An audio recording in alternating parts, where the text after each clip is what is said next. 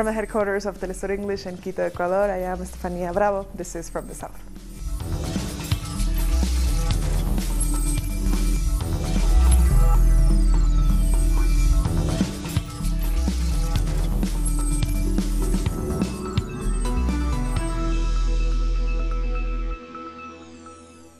Venezuelan President Nicolás Maduro has said that 7.5 tons of medicine have arrived to the country to strengthen their healthcare system. Maduro announced this during a meeting with healthcare representatives from Russia, Cuba, and the Pan American Health Organization. 7.5 tons of medicines are coming in from Russia. So I want to thank to the Pan American Health Organization, through his representative in Venezuela, and Russian President Vladimir Putin, for the aid they are providing for us. Each week, those medicines will be arriving to Venezuela. And who is paying for it? The Venezuelan government. Earlier, President Maduro also announced that the country's land border with Brazil will be closed. Maduro added he is considering doing the same with the Colombian border. From 8 p.m. local time on February 21st, the land border with Brazil will be completely and absolutely closed until further notice. I am considering a complete closure of the border with Colombia. As they say, a prepared man is worth two. So a prepared people is worth two as well.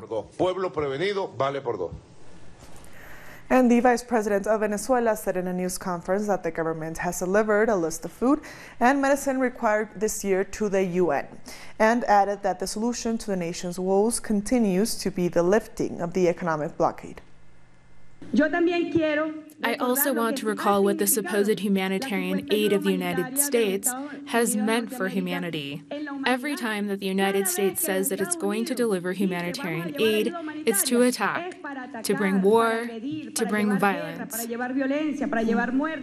Over 1,000 people belonging to Venezuela's indigenous communities have rallied in solidarity with President Nicolás Maduro near the Colombian border. The rally took place in the municipality of La Guajira, where most inhabitants belong to the Wayuu indigenous people. They are demanding an end to foreign meddling and call for a peaceful resolution to the political situation gripping their country. And in the state of Amazonas, thousands gathered to reject U.S. intervention. The president of the National Constituent Assembly, Diosdado Cabello, joined the march to support calls for peace. Demonstrators said in the strongest terms that they will defend the Bolivarian Revolution and the government of President Nicolás Maduro. U.S. social justice group CODEPINK has once again interrupted a meeting in Washington, D.C. over the political situation in Venezuela. Co-founder Media Benjamin and National Director Ariel Gold disrupted an event where a member of the Venezuelan opposition was speaking. They denounced him and others as part of a U.S. coup plan in Venezuela.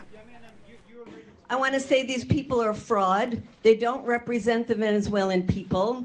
They are representing the U.S. orchestrated coup. This is a very dangerous situation. They want to create a crisis at the border that would be a justification for U.S. intervention. This has nothing to do with a humanitarian situation. Indeed, for a humanitarian situation, the U.S. would lift the economic sanctions that have exacerbated the crisis. A leader of CARICOM says if the U.S. really wants to help the people of Venezuela, it would remove its sanctions on the country. The Prime Minister of St. Vincent and the Grenadines said it to a local radio station, Star FM, on Thursday. For the Venezuelan government, the money which they have in the United States, the money which has been frozen, amounts to $11 billion US dollars. Wow. That is money which you can buy food and medicines with. And what they're frozen for PDVSA, the oil company, is $7 billion. So you may take a few $100,000 worth of food and have it by the border at Colombia and say you want to help the people of Venezuela. Why are you committing economic warfare against them? Yes. By these sanctions, which are crippling the economy, and as one United Nations rapporteur, special rapporteur who reported last year in September, was on the ground, the first one who had gone on the ground in Venezuela for 21 years, said that the countries which are imposing the sanctions, they are putting the country under siege, and what they're doing should be investigated as a possible war crime. And 6 journalists from the Caribbean are on the ground in Venezuela as part of a fact-finding mission as the political situation continues. The mission comes as mainstream media has failed to objectively report on Venezuela and has distorted crucial facts on the conflict. Caribbean journalists, as part of a truth-seeking mission, will also cover Friday's meeting of the Bank of Alba to be held in Caracas. Alternative media outlet In the Now, which had its Facebook page taken down last week, says that Facebook might restore the page if it updates its About section. We spoke with its producer, writer, and host, Rania Kolik, and asked if there is any link between the critical coverage of U.S. policies and the suspension of the page. There's absolutely a correlation between the content that In the Now produces, which is adversarial towards U.S. government policies, both domestically and around the world, and its Facebook page is being censored. There's no question about that. And for the CNN's hit piece on In the Now, they interviewed me, and it was more like a police interrogation than an interview. It lasted 45 minutes, and the questions were incredibly invasive about my political ideology and why I have the views I have. But more importantly, the interviewer, Drew Griffin, asked me more than once why my views on Venezuela are in line with the Kremlin, why my video on Venezuela that I produced on the U.S.'s attempted coup there was in line with the Kremlin's talking points, he said, which was a shameful question to me for many reasons, one of which is that, this is the dangerous tactic of basically saying that opposition to U.S. intervention and meddling in other countries is just makes you a Kremlin stooge as opposed to your own government's policies. But on top of that, it demonstrated to me that video really, CNN and the German Marshall Fund that went to CNN with the story did feel threatened by this video and feels threatened by narratives that are that challenge mainstream media narratives. They feel threatened by any narrative that challenges destructive U.S. government policies around the world, by any narrative that challenges the U.S. empire. And their response to those narratives is not to engage in the content, not to engage in the facts that someone like me is presenting, but to censor, to suppress, to violate free speech. And that's what's so shocking here. And I keep saying to anyone who hates or hates what I say or disagrees with what I say or disagrees with In the Now, at the end of the day, this is an issue of free speech. And so it should be opposed on that basis. At the same time, though, it is absolutely an attack on alternative media, alternative voices. Cuba is preparing to vote in a constitutional referendum on Sunday. 8 million people are expected to vote. Our correspondent in Cuba, Luis Auti, gives us more details. Yes, good afternoon. Indeed, with only 3 days remaining for the celebration of the referendum, of the constitutional referendum here in Cuba, everything is ready for that important date. Today, all the electoral authorities all over the island celebrated a teleconference with the commission, with the National Electoral Commission here in Havana, with the headquarters of that commission, to show the measures they used to eradicate all the problems founded in the dynamic test the last Sunday, a week ago. Also, one of the main points, or one of the most important points in the agenda, was the 27 polling colleges located in the territories affected by the tornado that you might remember affected the capital on the end of January, so a few weeks ago. The 27 colleges were blasted. Now they are fully functional, so they will be able to get all the people that will go there and vote with normality. Also, the population is happy with what is happening with the constitutional draft.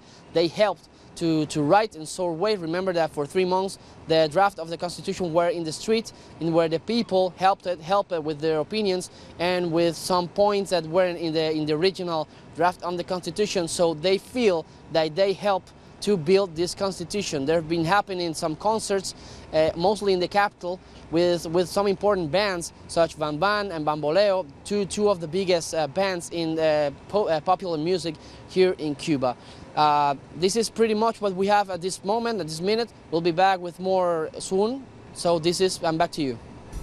We thank Luis for that report. We'll be back very soon. Stay with us.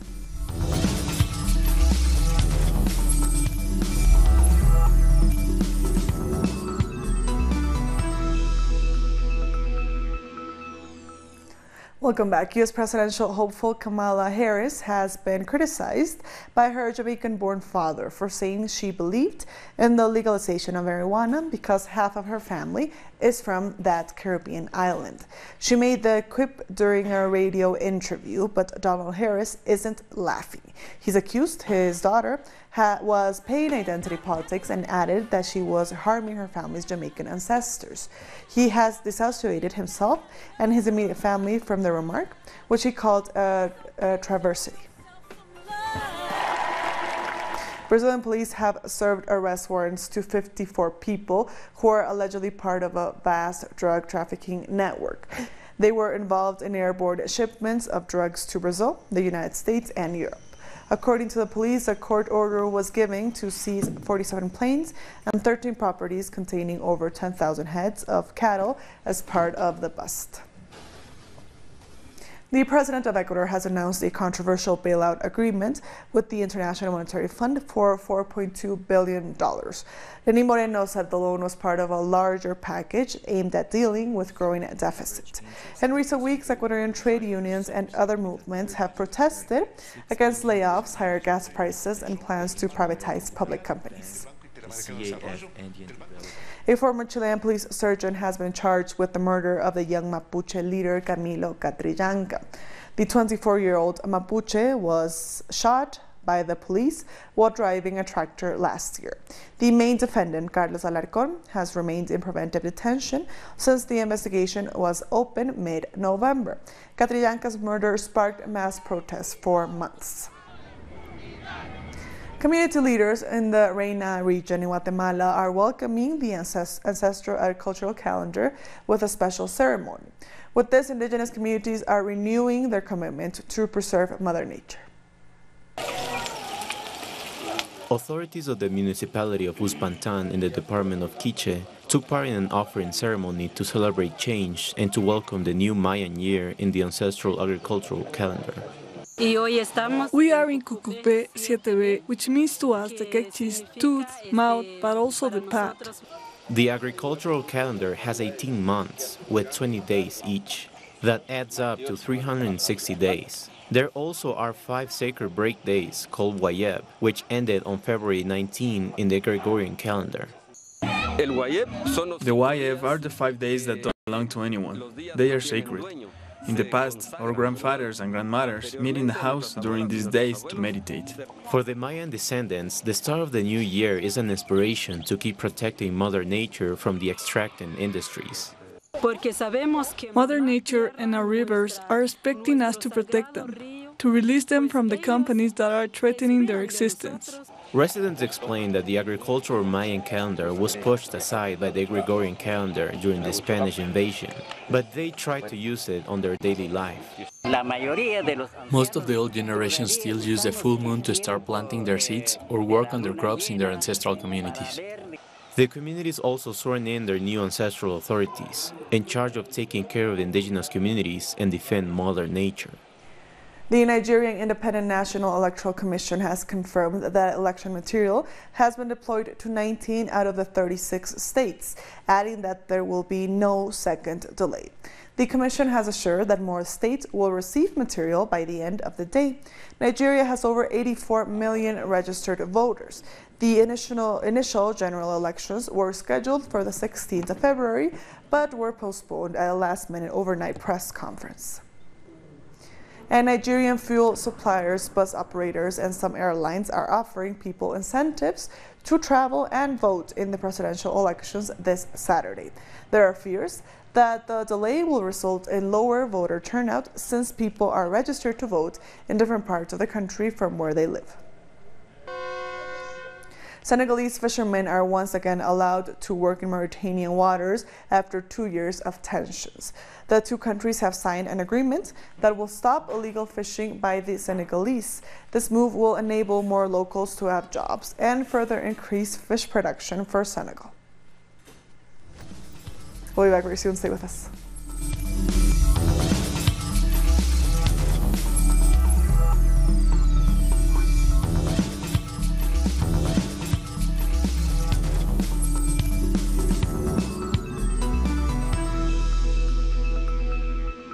Welcome back. More than 2,000 civilians are set to be evacuated from the last stronghold of the Islamic State group in eastern Syria.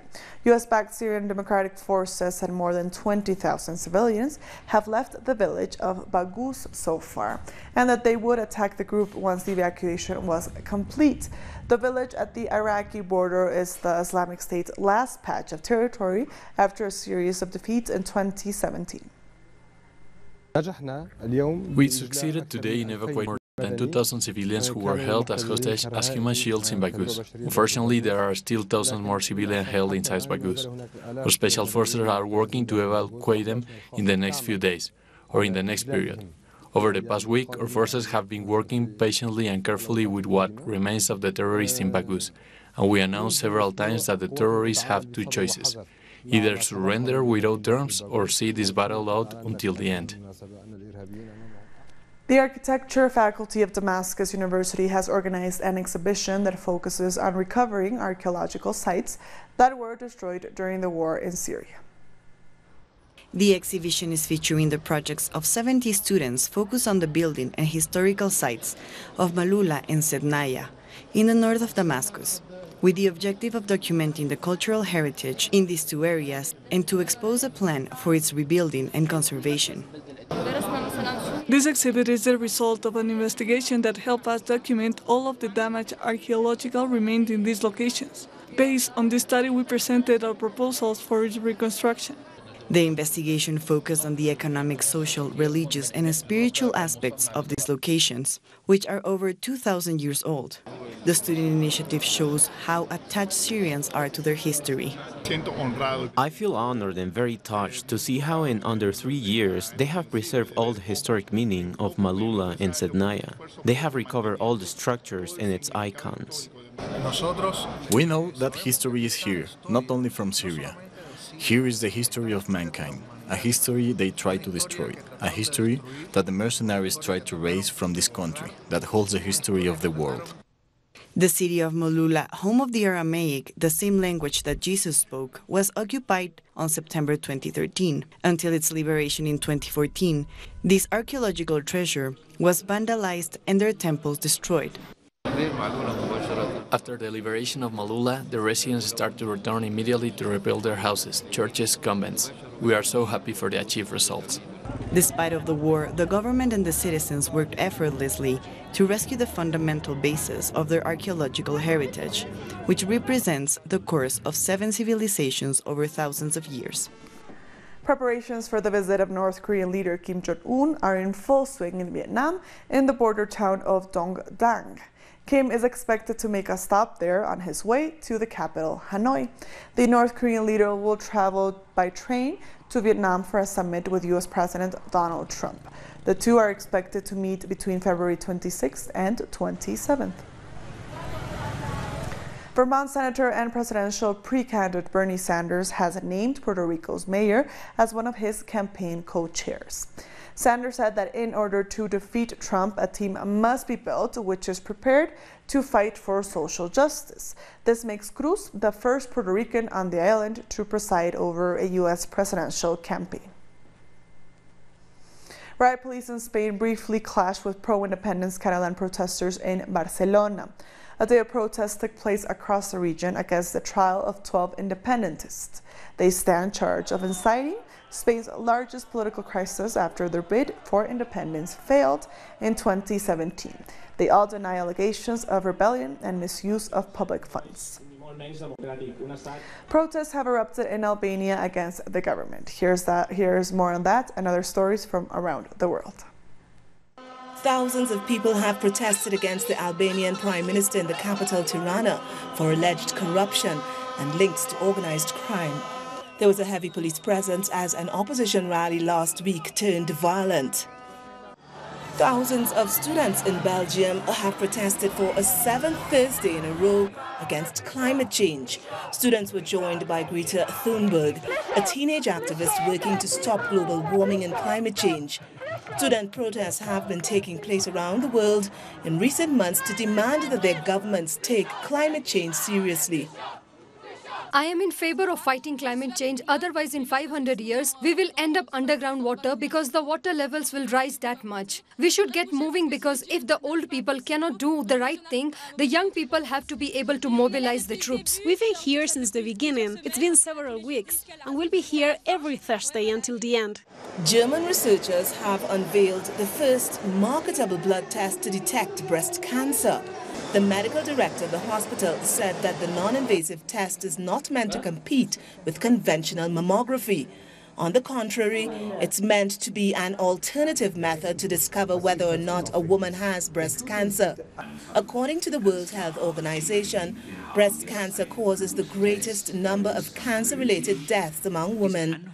In 2018, more than 500,000 women died from it. Sharks seeking warmer waters have been reeling in enthusiasts to the eastern Mediterranean winter water. As temperatures drop, the enigmatic predators head to the northern Israel shore. This has become a spectacular destination for researchers and fans for more than 20 years.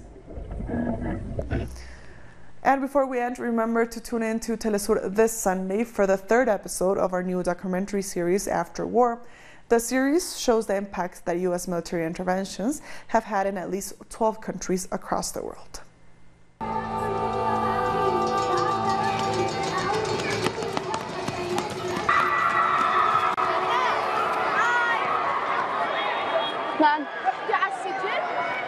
نوعا ما يعني ل3 ساعات بس.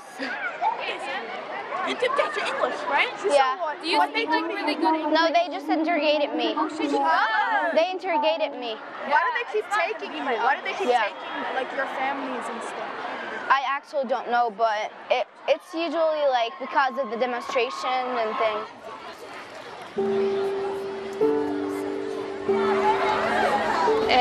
I don't know if you already know what do you like to be when you are old. When I was your age, I wanted to be an archaeologist. You, what do you want to be? Have you already thought? Businesswoman. Businesswoman. Businesswoman. Wow. Okay. Teacher for English. Teacher wow. for English. Lara, what do you want to be? Doctor. Doctor. Okay. Jenna? I want to be 5 things. 5 things?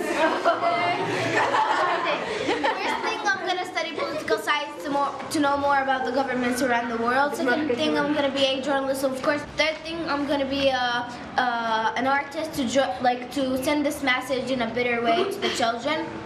Fourth thing, I'm going to be a fashion designer to design more of the Palestinian traditional dresses and make it the fashion of those years. And last thing, I'm going to be a football player in Barcelona to rise my country name higher.